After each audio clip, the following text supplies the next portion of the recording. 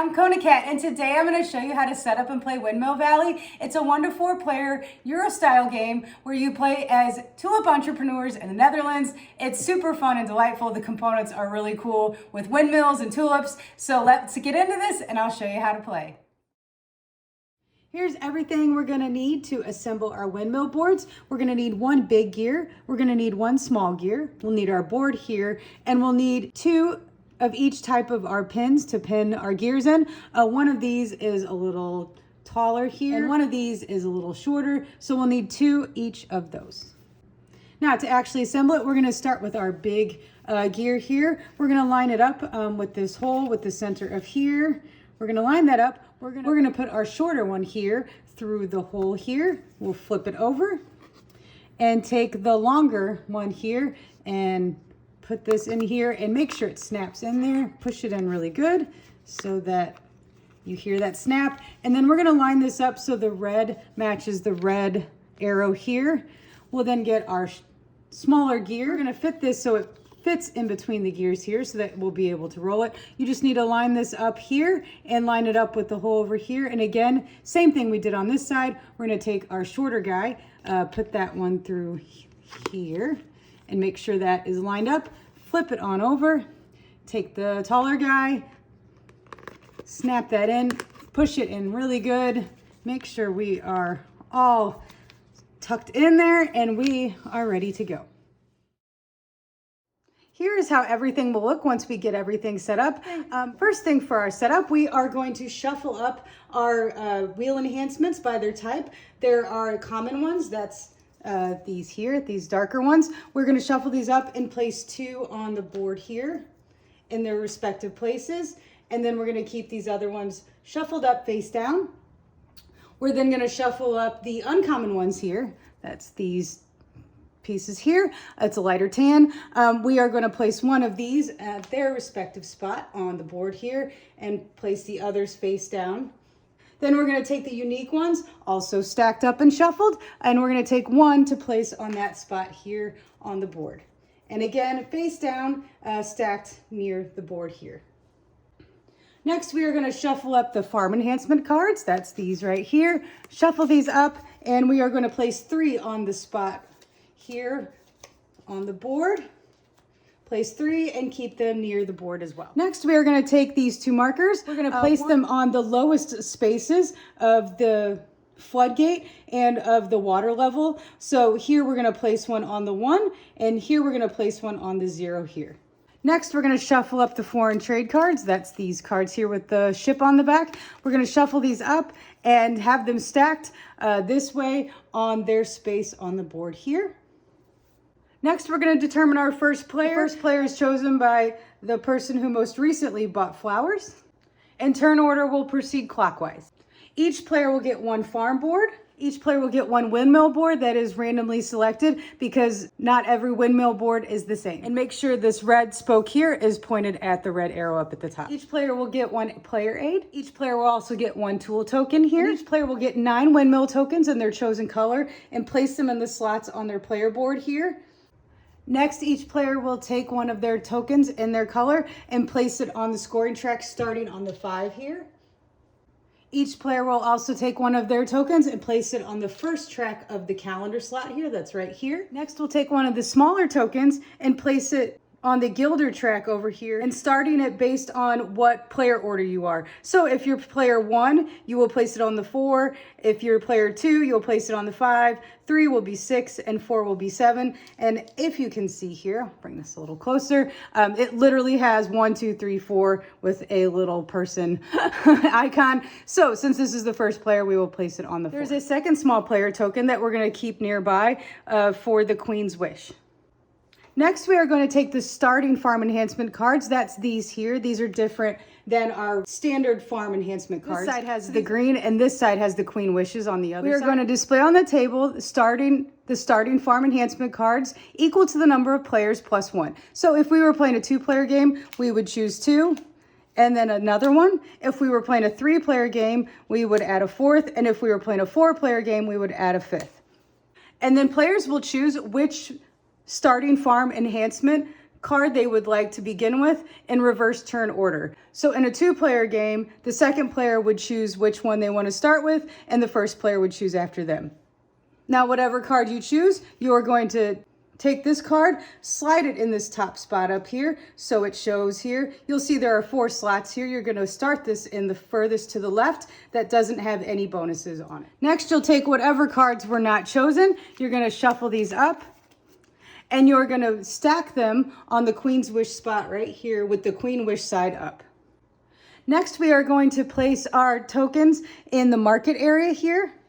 And in reverse turn order, each player will place one of their player markers in a market that does not contain another player marker if possible. So in a 2-player game, take this blue one and I'm going to place it here.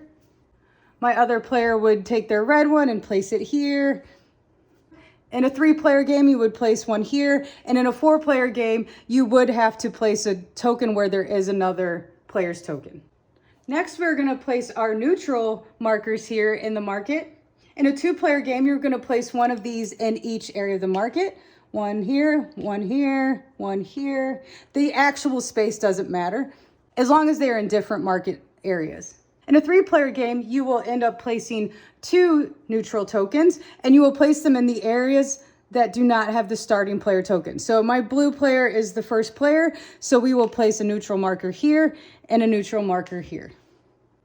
In a 4-player game, where we have 4 tokens out here, we will only place 1 neutral token, and it will go in the spot counterclockwise to the first player token. So we will place this one up here, the blues here, so counterclockwise would be there. You'll return any neutral markers that aren't used to the box. Next, we're going to hand out tulips to each player. Our first player will get a white tulip bulb to be placed in the storage furthest to the left here.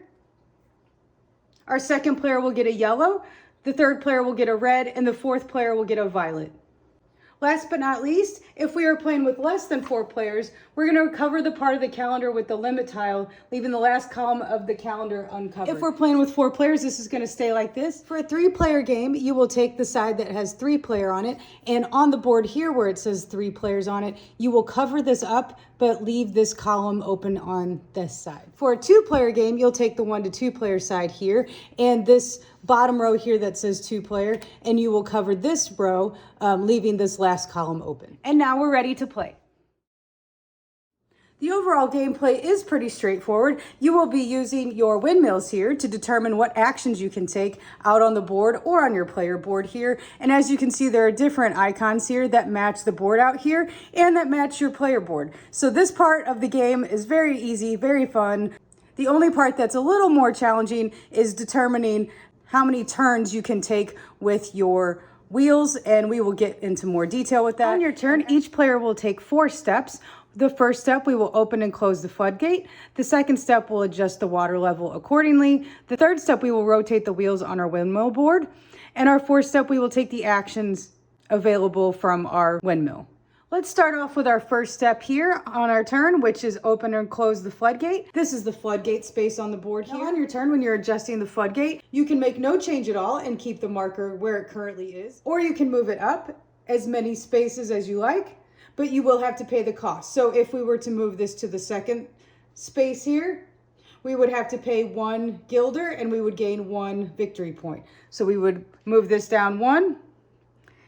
If we wanted to move it up another 1 on our same turn, we can move it up to the 3, but we will have to pay an additional 2, and we would get 3 victory points. Now you can move this marker down as many spaces as you want, but the one thing you cannot do on your turn is move it up and down. Now once you've adjusted your floodgate, then we will adjust the water level if necessary. Over here, you'll see a 1 and a 2 for water levels. If you've kept this marker here or moved this marker to this space, you will move the water level up by 1.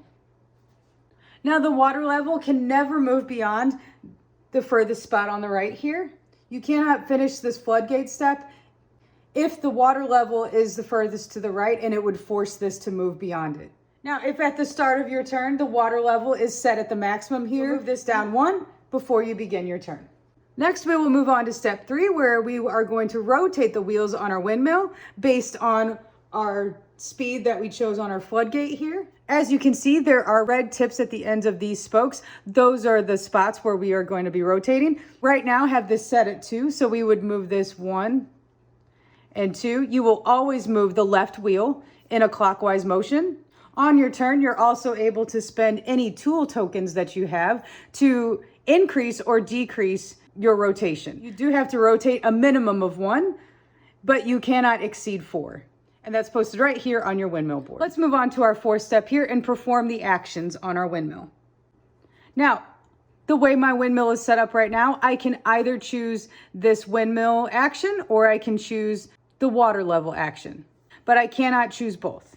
If I had an enhancement on my wheel with a plus next to it, I can take both of these actions. Let's go through the details of each action available. The water level action here lets you gain guilders or victory points and lets you lower the water level. The number on this action icon, the 2, is the strength of it. And before you move the marker, you will gain the benefit. So you can either gain 2 guilders here or 2 victory points.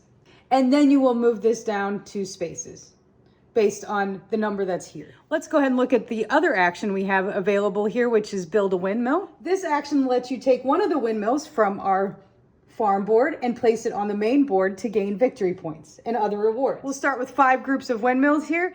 You can choose any windmill from any of these groups. And for each group that you empty, you will score victory points with that corresponding empty windmill place at the end of the game. Now, in order to build a windmill, you will need to meet 2 conditions. First, you have to spend 0 to 4 guilder, depending on the cost printed on the space that you want to place your windmill. These spaces right here that don't have any monetary icons are 0, and these other ones actually have the printed cost on them. You may also choose any unoccupied space. Only one player can occupy one of the spaces on the board.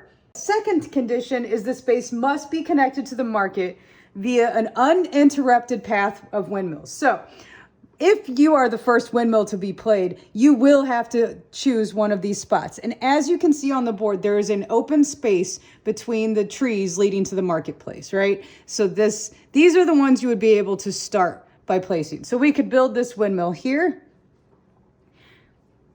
Now, if on a subsequent turn, we want to place another windmill, we would not be able to we would have to place a windmill that either connects and makes a line back to this or on their own space here. So I could place this windmill here because it traces back. I could place it here, it traces back. I could not place one here because there's no windmill open connecting to the marketplace. Now, if we had set up these windmills like this, we could place this one here because there's a solid line back to the marketplace. Now, it doesn't have to be your player color. There can be other player colors out here that lead you back. If the path passes through windmills belonging to another player, the owner of this windmill will receive 1 victory point. When you trace the path back to the marketplace, you will choose the shortest path. If I place this windmill here and I have this path here, which is 1, 2, 3 windmills taking me to the center, this path here is 1, 2 to the center, I would be able to trace this one back and not go through the opposing player's windmill. Now, when you build your windmill, you will gain the benefit based on that space with the arrows. So if I place this one here, I would get 1 yellow tulip and I would get 1 guilder. If I placed one here, I would spend the 1 guilder to place that windmill here and gain a purple tulip and a yellow tulip. There are some enhancements that allowed you to build windmills that are not connected to the marketplace. These windmills do not create a path of their own. So if I had an enhancement that let me just place this wherever I wanted and I placed it out here, that doesn't mean there's a path started now. On subsequent turns, you would still have to follow the traditional rules of tracing the windmill path to the market. This action here lets us gain a wheel enhancement. The wheel enhancements are on this part of the board with the matching icon here. You will install these wheel enhancements on your board here, allowing you to improve and change the actions you have available. Wheel enhancements facing up here are the ones you have to choose from on your action. These 2 are the common enhancements, and they have no extra cost to purchase in place. This one here is an uncommon enhancement. It will cost you 1 guilder.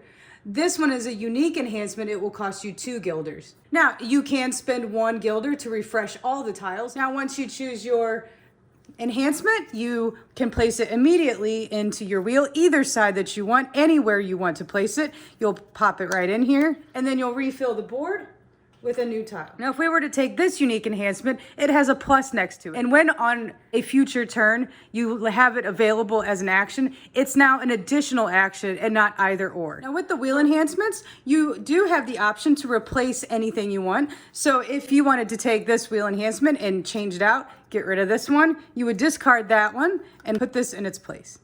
This action here is the farm enhancement action. The farm enhancement action lets you take one of the 3 cards out here. And like with the wheel enhancement, you can spin 1 guilder to refresh all the cards. You'll take one of these cards. The top part will be a helper, and we would place it to the furthest left spot available on the top part of our player board here, and gain the benefit of 1 victory point by placing that. Now you also have the option to use this as a contract. The contract part of the farm enhancements gain you a lot of victory points at the end of the game. You have 3 slots available on the bottom portion of your player board. You are limited by only 3 contracts, but when you choose your farm enhancement, you can either choose the helper side or the contract side. And again, you would do the leftmost spot, even on the bottom for the contract, and have this part facing out. Now, helpers up here immediately offer you a special ability that you can resolve once per turn for the rest of the game. If all the helper spots are full, you do have the option on your turn when you choose a farm enhancement card to replace any of these. By doing that, you would take the one that you don't want anymore, you'll discard that from the game and replace it with the one you do want. However, you will not gain the benefit of placing in that spot again. The same is true for the contract spots down here. You can replace those at any time and discard the card you are replacing. The next action we'll go over is visiting the marketplace. This action allows you to move your player marker here around the marketplace and gain the benefit of the stalls. On your windmill board, you will see a 2 with an X and a red 2 next to the guilder icon. This red number is the cost you will have to pay to go to the market. And the white number here is how many spaces you can move. For each movement space, you must move your marker 1 space clockwise on the marker. So I'm here, I started in this spot here. I have a 2 movement space for my marketplace action. For my first movement, I'm gonna go here, and I can either take a white tulip, a red tulip, or plant a black tulip. For each marker that is in this area, I will gain that benefit again. So because there is another player marker in here and there is a neutral marker in here, I would be able to get 3 white tulips, 3 red tulips, or plant 3 black tulips. I would get the benefit by moving here once, that's 1. I would get a benefit again for another player being here, that's 2. And I get a benefit for the second player being here, that's 3. I would then be able to move my marker, the second movement space, to the next spot clockwise in the marketplace. And I could either gain a black tulip, plant a yellow tulip, or plant a violet tulip. And because there is another marker in this space, I would get that benefit again, whatever I choose. Now you can't choose different benefits to get. If you choose to get a black tulip, then you can get only black tulips. If you choose to plant yellow tulips, you can only plant yellow tulips. You cannot choose a black tulip and plant a yellow tulip. Now, once per turn, you may spend 1 guilder to move a neutral marker to another area, but it must be in an area that my marker will move to at some point during my turn. If all the marker spaces in the area are full, you will skip it and proceed to the next one, or you can choose to pay 1 guilder to another player to place your marker on top of theirs. Moving your marker on top of another player's gives you access to that market area, but does not increase the number of rewards you receive.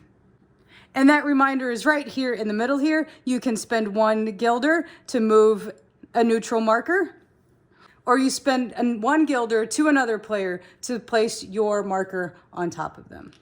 So if I had a movement of 2 and this space is totally full, I can spend nothing and do my normal turn. I would skip this space, and this would be my first movement, and then my second movement would be here.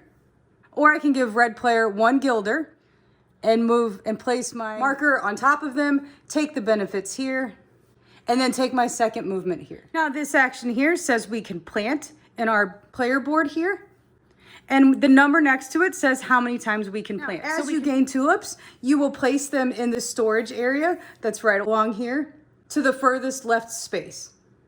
Now, if you get to these last 2 spaces for storage, you will have to pay the cost to place your tulips here. So if I wanted to place one here, I would have to spend 1 guilder. And here, I wouldn't have enough guilders to pay the cost to store a tulip here. Now, to plant your tulip, you'll select any tulip from your storage. You will plant it on the leftmost available space here. So I could plant this tulip here, or I could plant it anywhere on these rows. And then you will move any remaining bulbs to the left, like these little arrows show. Now, if I were to take this one here to plant, and this one moves down, I would not have to re-spend that 1 guilder to place that there. As you can see, there are lots of rewards out here. When you plant a tulip and cover up one of those spaces, you will gain the benefit. This particular one would give me 1 guilder. This one would give me a farm enhancement. Because I have my starter farm enhancement card up here, every time I plant, I can plant an additional one for a victory point. Now, besides from the actual benefits by planting them, at the end of the game, you will gain points for how you planted your tulips. Now, our last action to go over is this foreign trade action.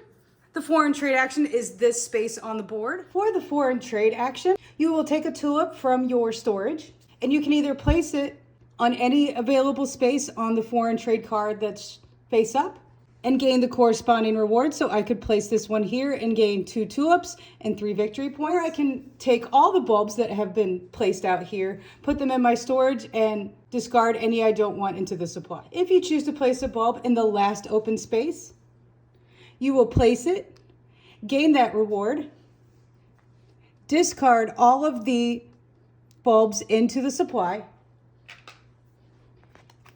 and move the top card to the bottom, showing the next card. At any point during your turn, if you meet the conditions for the Queen's Wish, this particular one, when you have 6 tool tokens, you can take your small player token here and place it on this 10 victory point spot here. If you're the second player to achieve this, you would get the 6. If you're the third player to achieve it, you would get 3. And you would score that immediately. Now, if on your turn, your rotations will land or exceed past the giant red spoke here, that player will move on to the next round. Now, so if we had our 2 here and it's set up here, we would move this 1 and 2. Since we went past the red spoke, we will move our player marker 1 step up on the calendar board here, and we can gain these benefits anytime during our turn. So on this spot, on our first round here, we would be able to take any color tulip we want, and we could either take 3 guilders or 2 guilders bonus.